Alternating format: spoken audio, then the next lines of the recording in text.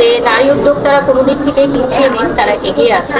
নিজের বিজনেসটাকে ফোকাস করতে হবে এবং ব্র্যান্ড প্রমোটার এবং নারী উদ্যোক্তাদের সম্পর্কটা খুব সুন্দর এবং মধুর একটা জায়গায় আনতে হবে, কারণ আমরা একে অপরের পরিপূরক। অনলাইন প্ল্যাটফর্মে অনলাইন পেজগুলো দীর্ঘ বছর ধরে ব্র্যান্ড প্রমোটার, আমার সিনিয়র কলিগ, সমসাময়িক আমাদের জুনিয়র যারা আছে, তারা দিনরাত অক্লান্ত পরিশ্রম করে একটা অনলাইন পেজকে তুলে ধরার জন্য। এটা অস্বীকার করার কোনো সুযোগ নেই। ডিজিটাল প্ল্যাটফর্মে ব্র্যান্ড প্রমোটাররা কতটা অবদান রেখেছেন সেটা আপনারাই জানেন। অনলাইন পেজগুলোকেও সুন্দর প্রোডাক্ট দিয়ে কাজ করতে হবে। আমার মনে হয় দুই পক্ষেরই অনেক কাজের সুযোগ রয়েছে, আমরা কাজটা করি, কারণ এটা একটা বিজনেসের জায়গায় আসলে আমাদের সেটাই চিন্তা করা উচিত যেটা আমাদের ভবিষ্যতের জন্য ভালো হবে। যারা এই পেশায় নতুন আসতে চায় তাদের জন্য আপনি কতটুকু সুযোগ করে দেন বা তাদের জন্য কতটুকু সুযোগ দিতে চান? আমার কাছে মনে হয় সুযোগ আসলে নিজেকে তৈরি করে নিতে হয়। আমাকে যেমন কেউ কখনো সুযোগ দেয়নি, হ্যাঁ, আমি সবসময় চেষ্টা করি নতুন যারা আছে তাদেরকে সাপোর্ট করতে, মেন্টালি সাপোর্ট করতে, কারণ ব্র্যান্ডরা কে কাকে নিবে সেটা আমার নির্ধারণে হবে না, রাইট? এটা অর্গানাইজার সিলেক্ট করবে। যেমন আজকে আমাদের ইভেন্টে সিলেক্ট করেছে যে 3-4 জন কারা ব্র্যান্ড প্রমোটার আসবে। আমার পরে আরো অনেকের লাইভ আছে, আমি জানি সেটা, কিন্তু আমার বলাতে কিন্তু কখনো কোনো ব্র্যান্ড প্রমোটার সিলেক্ট হবে না, যা বিগত দিনেও হয়নি, আগামীতেও হবে না। বাট মেন্টাল সাপোর্টটা আমি তাদেরকে দিতে পারি যে হ্যাঁ তোমরা কাজ করে যাও, আমরা তোমাদের সাথে আছি।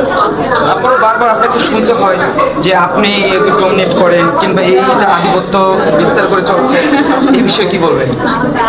আসলে আমার কথা হচ্ছে যে যখন ভালো কাজ করে, এক বা একাধিক কাজ করে, যেমন প্রত্যেকদিন আমাকে ক্যামেরার সামনে আসতে হয়, তো আমি আমার কাজের খুব ভালো একটা সময়ের মধ্যে দিয়ে যাচ্ছি। থাকে না একটা পিক আপ টাইম, যে কোনো একটা আর্টিস্টের জীবনে একটা পিক আপ টাইম থাকে, তো আমি সেই সময়টার মধ্যে দিয়ে যাচ্ছি।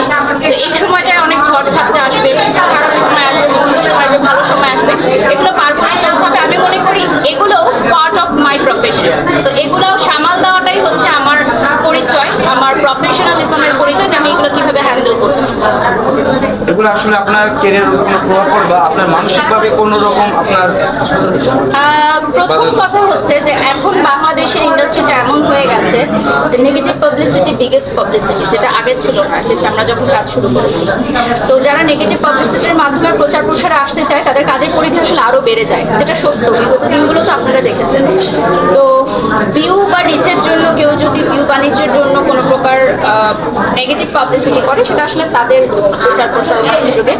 আর মানসিক স্বাস্থ্যের কথাটা বলবো যে যখন কেউ ক্যামেরার সামনে কাজ করতে আসে, শুধুমাত্র আমরা না, যে কোনো আর্টিস্ট, নারী উদ্যোক্তা যারা নিজেরা লাইভ করেন, বা যে কেউ যখন ক্যামেরার সামনে আসবে তাকে এই পরিমাণ মানসিক মনোবল নিয়ে আসতে হবে যে কোনো পরিস্থিতি সে মোকাবিলা করতে পারে।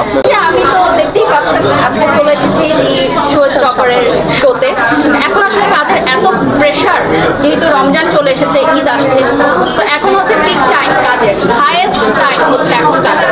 তো দোয়া করবেন যাতে আমি আপনাদেরকে সামনে আরো ভালো কিছু কাজ উপহার দিতে পারি।